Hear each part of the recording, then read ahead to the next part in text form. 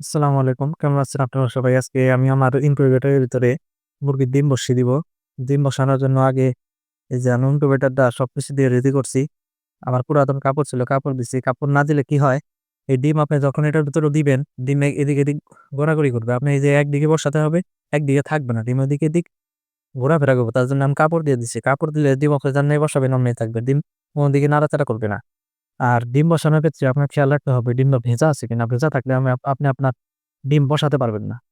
তাই ভেজা থাকলে সেটি মুছে নিবেন বা রেখে দিবেন। যখন শুকিয়ে যাবে পুরোপুরি তখন আপনি ডিম বসাতে পারবেন। যেমন আজকে হচ্ছে ৫ তারিখ। আমি জায়গায় ৫ তারিখ লিখে দিছি। আর এটা উল্টাতে হবে দিনে ৩ বার বা ৪ বার। এই যে ২ দিকে ২ রকম দাগ দিচ্ছি। এই পাশে ক্রস আছে আর এই পাশে হচ্ছে আপনার ৫ লেখা। এই যে এভাবে আপনার ডিম আমি আগে ক্রস দিয়ে দেই। পরবর্তীতে আমি উল্টানোর সময় ওই ৫ নাম্বার পৃষ্ঠা উঠবে। আমি যে ক্রস হিসাবে সব জায়গায় দিয়ে দিতেছি। আপনারা এইভাবে সবাই বসাবেন। সবগুলাই একই দিকে। আর ক্রস পরবর্তীতে যখন আমি উল্টাবো তখন আমি ক্রস করে দিব। মানে গোল চিহ্ন করে দিব।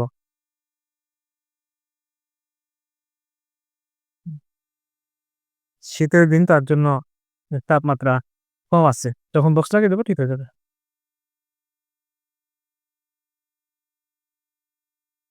আলহামদুলিল্লাহ আমাদের ডিম দেওয়া হয়ে গেছে। যেহেতু এখন শীতের দিন তার কারণে আপনার আর্দ্রতাটা বেশি থাকবে। মানে কম থাকবে। শীতের দিনে আর্দ্রতা কম থাকে আর গরমের দিনে আর্দ্রতা বেশি থাকে। আর্দ্রতা বাড়ানোর জন্য পানি দিতে হবে। এই যে বাটি রাখছি, বাটির ভিতরে আমি পানি দিয়ে দিব। পানি দিলেই আর্দ্রতা বেড়ে যাবে। আপাতত আমি দিতেছি না। আর্দ্রতা আছে ৬৬%। যার কারণে আমার দিতে হবে না।